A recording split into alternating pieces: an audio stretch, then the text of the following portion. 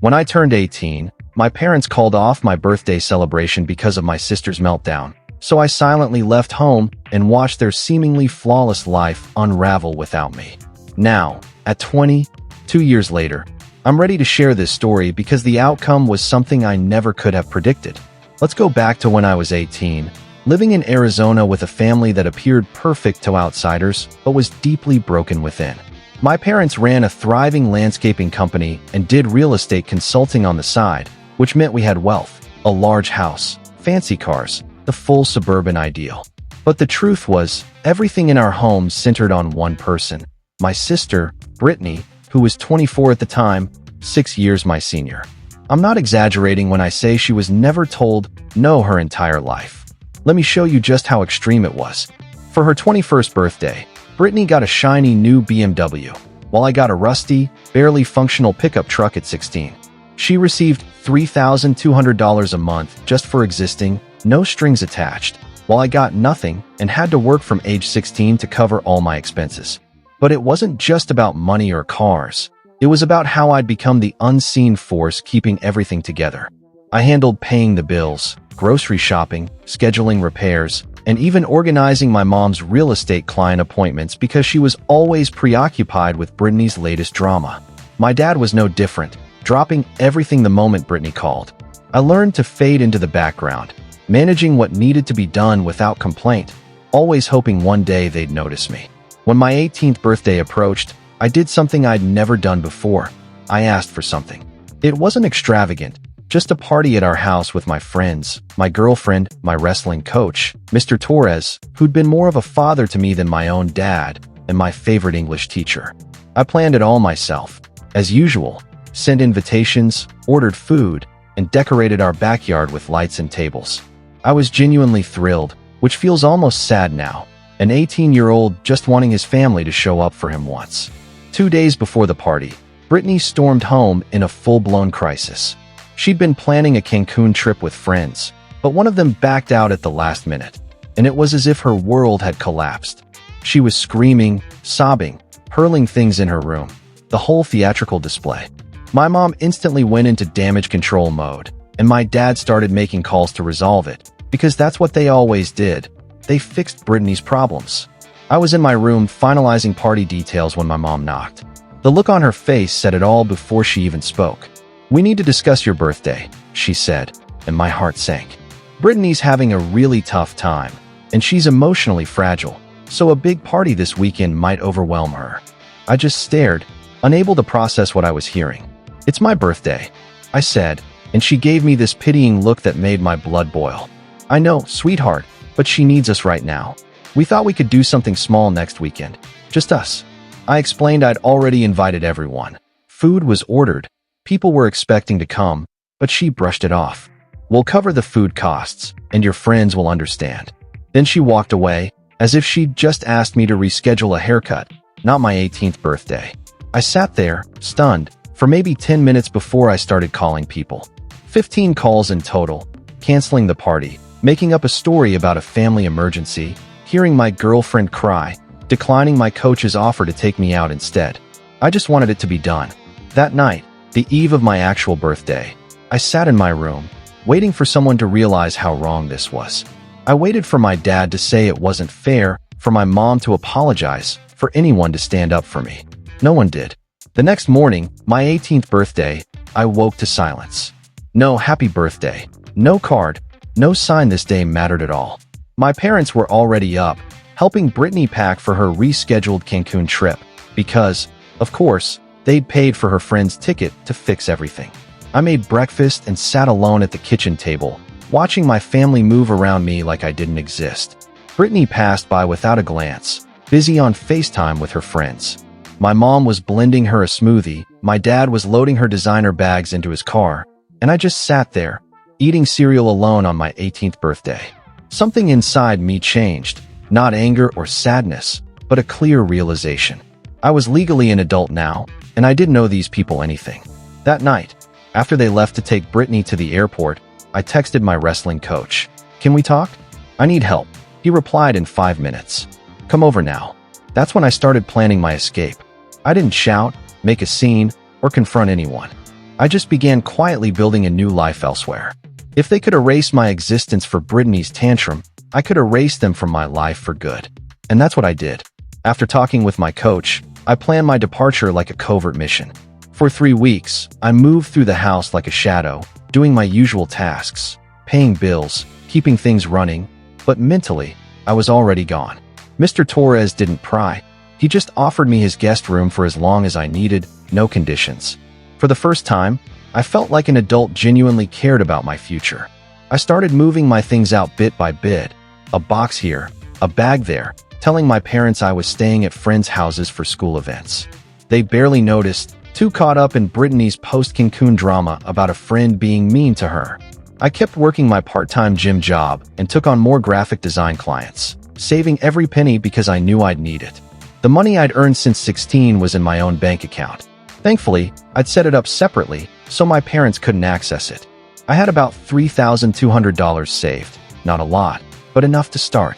I kept waiting for someone to notice I was different, to ask if I was okay, to acknowledge they'd ruined my birthday, but nothing. Brittany was back to sleeping until noon and spending my parents' money, and my mom and dad were back to orbiting her every whim. The day I left was a random Tuesday. My parents were at work, Brittany was at brunch with friends, spending money she didn't earn, and I packed my last things. I left my house keys on the counter and placed a note on my bed. I'm 18 and I'm gone. Don't search for me until you understand respect. I've spent years keeping this family afloat while you centered everything on Brittany. I'm done. You won't hear from me until you're ready to truly apologize, not just guilt me into returning. Live the life you chose.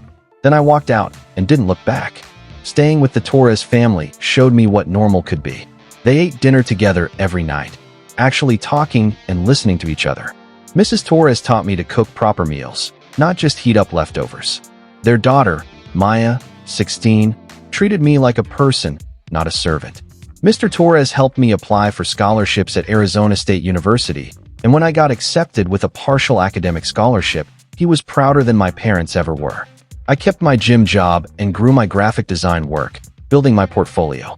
One client was so impressed they offered me a full-time junior graphic designer role at their marketing firm. The salary wasn't huge, but it was steady. With my savings, I could afford a small room in a shared apartment near ASU's campus after 3 months. Meanwhile, my parents' house was falling apart. At first, they called, leaving voicemails that shifted from irritated to concerned, but never apologized.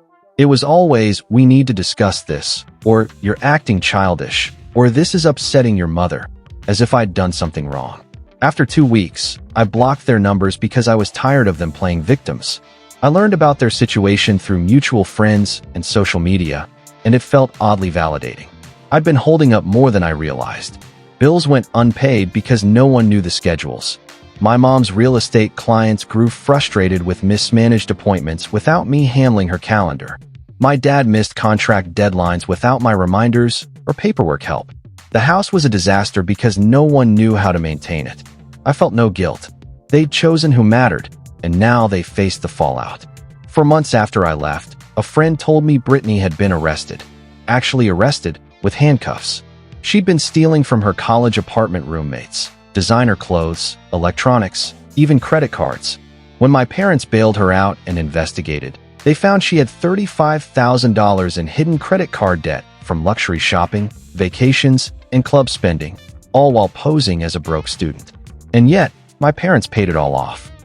They took a loan against their landscaping business to clear her debt, because heaven forbid Brittany face consequences. The kicker? She dropped out of college and moved back home.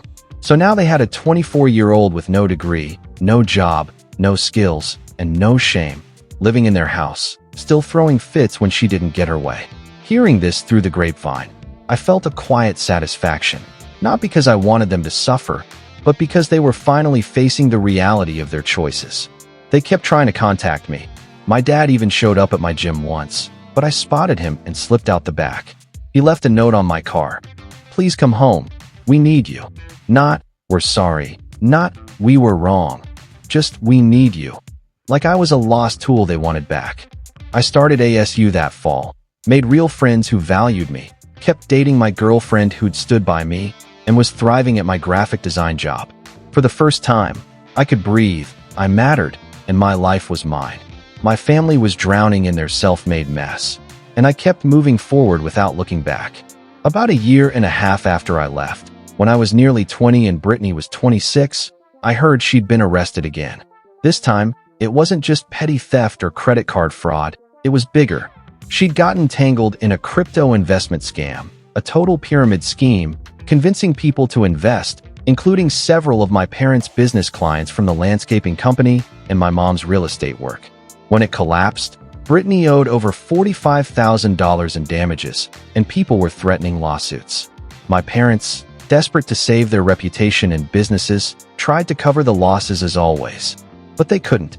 They'd already emptied their savings bailing her out the first time with the $35,000 debt. They'd taken out the business loan. They'd maxed out their credit cards supporting Brittany. There was nothing left. Over the next 6 months, I watched from afar as their world crumbled. They sold the big house, the one with the perfect backyard where my canceled party was supposed to happen. Brittany's BMW went up for sale online. I saw the listing. My dad's truck, my mom's luxury SUV. Everything was sold to pay debts. The house sale money went to the business loan and settling with some of Brittany's scam victims. They sold landscaping equipment, my mom's office furniture, anything valuable. My dad's consulting business tanked when clients distanced themselves after Brittany's scam. My mom's real estate work dried up without me managing it, and with their reputation in tatters. They filed for bankruptcy, and after assets were liquidated to pay creditors, what little remained went to getting Brittany into a psychiatric facility after her mental breakdown. I heard my parents separated after 25 years of marriage, not divorced. But my dad moved into a small rental and took a job as a project manager at someone else's landscaping company, his first time working for someone else in 20 years. My mom moved in with her sister and took an administrative job. Brittany spent 3 weeks in inpatient care, then moved into a tiny studio my parents helped pay for with their meager paychecks. She was unemployed, barely functional, and finally realizing no one could save her anymore. I learned this in fragments from old neighbors and acquaintances, and I felt nothing. No satisfaction, no guilt, just a strange detachment.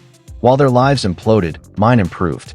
I made the dean's list at ASU, excelled at my graphic design job with more responsibilities, and my girlfriend and I were planning to move into a bigger place. I had friends who cared. I hadn't spoken to my family in nearly 2 years, and I was truly happy for the first time. Then, one Friday night, my phone rang. Unknown number. I almost ignored it, but answered. It was my dad, his voice shattered. He said he had no right to call, that he wasn't asking me to return, but he needed me to hear his apology. He said they'd lost everything. He and my mom were separated, Brittany was struggling, and he'd realized I'd been the one keeping everything together while they revolved around her. He admitted he'd failed me as a father. I heard him cry, something I'd never witnessed. I sat silent for a long time before speaking, my voice calm. I reminded him of my canceled 18th birthday, how no one acknowledged it, how he'd called me childish for leaving instead of apologizing. He admitted he remembered it all, that I was right. Then I said something I'd held for 2 years. I didn't hate him, but I wasn't the same person, and I wouldn't return to fix their mess. After a long pause, he said he understood, that he wasn't asking me to save them, just hoping someday I'd let them know the person I'd become. I thought hard and gave my conditions. Brittany had to stay in real therapy and get a job, no more bailouts. He and my mom had to get therapy and address their issues. If I ever let them back in, it would be on my terms. No guilt, no manipulation. They'd have to earn it. He agreed without hesitation. Weeks later, I met my dad for coffee. 1 hour, just us. He looked older, worn, working a regular job for the first time in decades. We talked, and he listened about my life, my studies, my goals. He asked for nothing. Since then, I've met him a few times and my mom separately. It's awkward, sometimes painful, but honest. Brittany sent an apology letter last month. I haven't replied and don't know if I will. Here's what I've learned. I didn't seek revenge or destroy their lives. I just stopped letting them destroy mine. Their world collapsed under their choices while I built something real without them. They're trying to rebuild, and maybe someday there's room for them in my life, but only as the person I am now, not the invisible kid they overlooked. I'm 20, in college, happy, and I matter, not because they say so, but because I know I do.